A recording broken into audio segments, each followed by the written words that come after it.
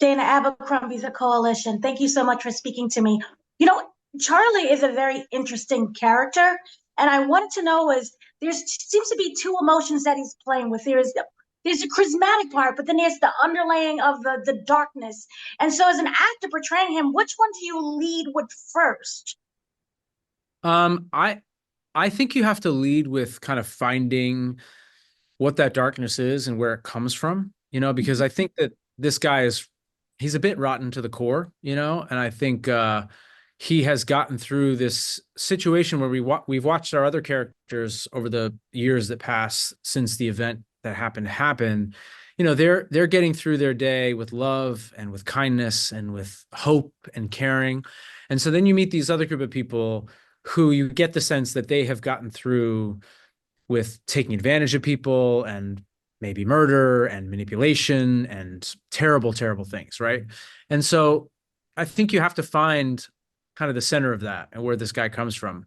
And then once you do that, then you want to put it away, right? Then you want to cover it with everything else you're saying. You want to cover it with charm and humor and likability and charisma. And I think that's like, it's like a fun little magic trick as an actor, right? Because if you can try to be as likable as possible, then when the shoe drops, the people watching think back to all that and they're just like, ugh, right? So I think that's the fun. And I really enjoy playing characters like this because it's just so fun to kind of pull that little trick shot.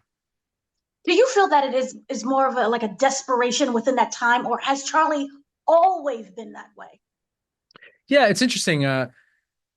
It's always fun as an actor when you can use your imagination and think about where things came from. And I like to think about like, how could a person like this get here? And I kind of thought that, excuse me, maybe he was a young guy that, wasn't so good of a guy, but not this bad, right? Maybe he was a bit of a criminal or a bit of a grifter and then when he's thrust into this situation in this life, he basically has a skill set that allows him to get through in the way we see him get through. And so I thought he was probably not the best person to begin with. And then this just amplified it. And he realized that not only was he not the best person, that maybe he was a bit of a sociopath and a narcissist and Machiavellian and all these things. So I think that the situation just really exacerbated who he was at the core.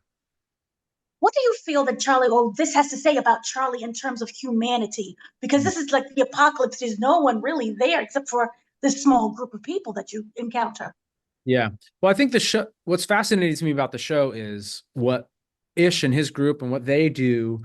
Again, I think they're trying to start over in a better way. They're trying to start over in a way where they operate from a place of loving each other and accepting each other and loving the environment and trying to be more one with the environment. And then we see Charlie and his crew, and he's operating from a way that sadly I think we see all too often in our own culture, right? In our society, we see leaders and people taking advantage of others for their own gain. And we've seen it throughout human history. And I think that that's what's interesting about this too, is we see this kind of like megalomaniac guy trying to just barrel his way forward, which is up against, I think, what the show is trying to say. So I think ultimately when we see that not succeed, it's a big win for how we could do this better. There is a comment that is made by saying that, not Ish, Charlie never had kids. I was wondering in that moment, was that something of a desire, or was that more of trying to fool the audience into sympathy? I actually thought that little moment was real. I thought that maybe he really wanted kids and lost the kid, or I wanted that to be a real circumstance instead of something that was trying to fool or lie. And again, when you're always looking for ways to imbue humanity into people that aren't great, right? That they still have things that hurt them. And I actually thought that was a moment that probably actually really hurt him. Okay.